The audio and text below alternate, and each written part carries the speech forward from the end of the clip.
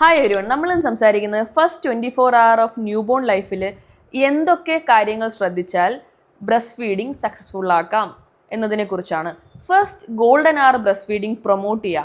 എന്താണ് ഈ golden hour? കുഞ്ഞ് ജനിച്ച് ആദ്യ മണിക്കൂറിനെയാണ് ഗോൾഡൻ അവർ എന്ന് പറയുന്നത്. മദറിനോ കുഞ്ഞിനോ ക്ലിനിക്കലി പ്രശ്നങ്ങളൊന്നും ഇല്ലെങ്കിൽ ആ ഫസ്റ്റ് അവറിൽ തന്നെ നിങ്ങൾക്ക് ബ്രസ്റ്റ് ഫീഡ് ചെയ്യാൻ കഴിയുന്നതാണ്. കുഞ്ഞിന് കൊളസ്ട്രോൾ കിട്ടുന്നുണ്ടാവും, കുട്ടിയുടെ ഇൻബോൺ ആയിട്ടുള്ള സക്കിംഗ് റിഫ്ലെക്സസ് ട്രിഗർ ആവുന്നുണ്ടാവും. അടുത്തത്, ലാച്ച് പ്രോപ്പർ ആണോ എന്ന് എൻഷുർ ചെയ്യുക. എന്താണ് ഈ ലാച്ച്? മദറിന്റെ ബ്ലാക്ക് പാർട്ടിന്റെ 3/4 നിപ്പിളും ഒരുമിച്ച് കുഞ്ഞിന്റെ വായിലേക്ക് പോകുന്ന ടെക്നിക്കിനെയാണ് ലാച്ച് എന്ന് പറയുന്നത്.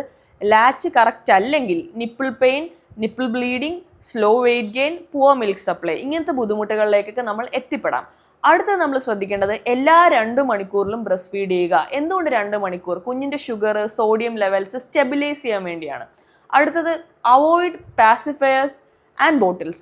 കഴിവതും ബോട്ടിലും പാസിഫയറും 6 മാസം വരെ ഉപയോഗിക്കാതിരിക്കുക. ബ്രസ്റ്റ് ഫീഡിങ് ഇഷ്യൂസ് ഐഡന്റിഫൈ ചെയ്യുക. Nipple pain, nipple crack, slow weight gain, poor milk supply, ഇങ്ങനത്തെ ബുദ്ധിമുട്ട് സെൽഫായിട്ട് മാനേജ് ചെയ്യാൻ കഴിഞ്ഞില്ലെങ്കിൽ ഒരു ലാക്ടേഷൻ കൺസൾട്ടൻ്റെ ഹെൽപ്പ് എടുക്കുക.